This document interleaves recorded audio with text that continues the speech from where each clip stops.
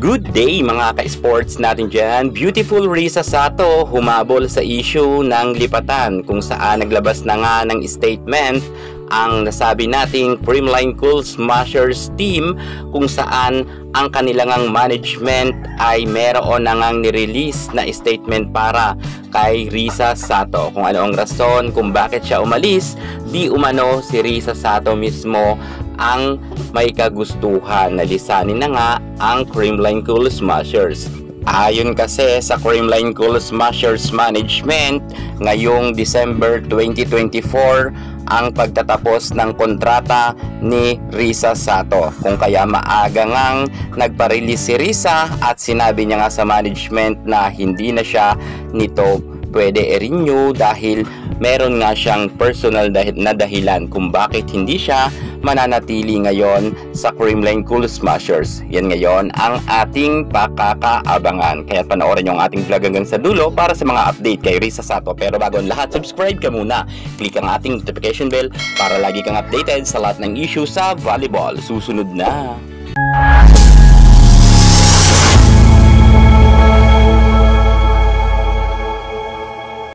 Maraming nagulat sa pag-release ng statement ng Creamline Cool Smashers Management para nga si Risa Sato ay mabigyan ng clearance na maka-exit sa Creamline at 100% na wala na nga sa Creamline Cool Smashers itong si Risa Sato at hindi na nga siya nag-renew pa ng kontrata.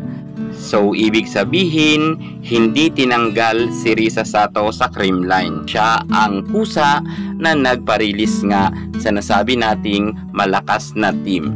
Siyempre, may kadahilanan nga kung bakit itong si Risa Sato ay umalis sa Creamline team. Meron ngang mga issue na kumakalat na di umano ay may nag-offer kay Sato ng malaki para nga makuha nila ito.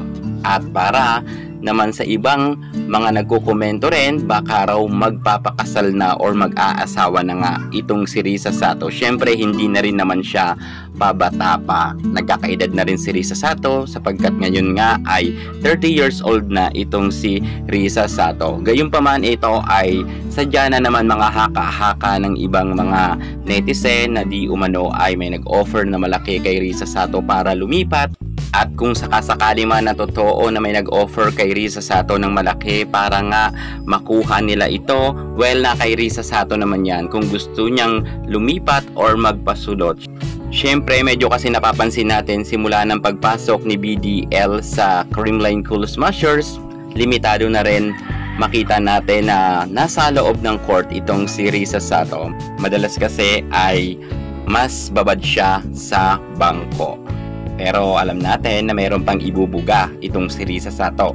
If ever talaga na inoferan siya ng malaki, igagrab na yan ni Risa Sato. Total naka 11 gold medalist naman na siya. Mayroon na siyang napatunayan pagdating sa larangan ng volleyball. Kaya't okay lang naman siguro kung lumipat siya sa ibang team. At kung totoo talaga yan, nalilipat si Risa Sato. Meron din kasing usap-usapan na di umano ay magpapahinga na muna ito pansamantala or ito ay baka raw mag-asawa na. Lahat yan mga ka-sports natin dyan ay aabangan natin para kay Risa Sato kung ano ba talaga ang kanyang pinaka-latest at update sa kanyang kaganapan sa buhay. Kaya ang mga update natin ay batay lamang kay Risa Sato muna dahil titingnan talaga natin kung nasulot ba talaga siya ng ibang team. Meron kasing usap-usapan na lilipat raw itong si Risa Sato. Baka magulat tayo, ito na ba yung sinasabi ng ibang team na manggugulat daw sila? Baka si Risa Sato na ang isa sa mga star player na nakuha nga nila sa Creamline at nagtagumpay naman kaya sila.